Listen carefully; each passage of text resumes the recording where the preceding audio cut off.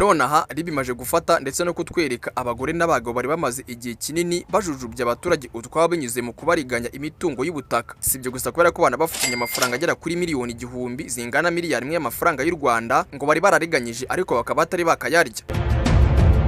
Abatawe muri yombi bakekwaho ibyaha 5 nyuma yo gufatwa bagurisha imitungo itimukanwa y'abandi irimo n'inzu n'ubutaka. Bafashwe bagiye kugurisha umutungo wa miliyari imwe y'amafaranga y'u Rwanda ndetse ngo amaje kwishyurwa miliyoni 200 z'amafaranga y'u Rwanda. Nyamara mu Rwanda ikorwa ry'ubwambuzi bushukana biracyahungabanya umutuzo w'abaturage nkuko byagaragaye mu iperereza ry'uyu munsi aho abantu bagera kuri 11 barimo abagore 3 bafashwe n'urwego rw'igihugu rw'ubugenzacyaha RIB.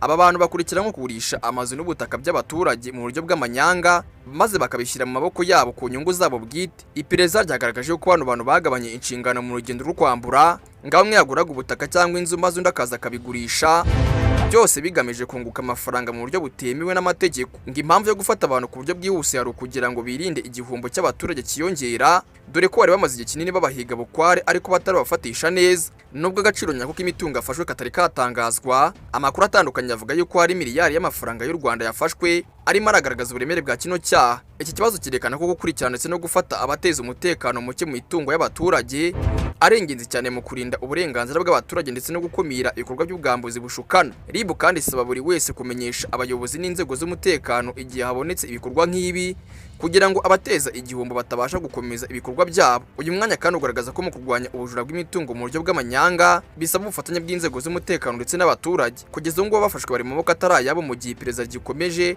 kugira ngo bamenyekane n'abandi babyishe inyuma ndetse kandi bagarure n'indi mitungo bari barariganyije. Ngaye nguko rero OB Time News mu mujyi wa Kigali. OB Time News.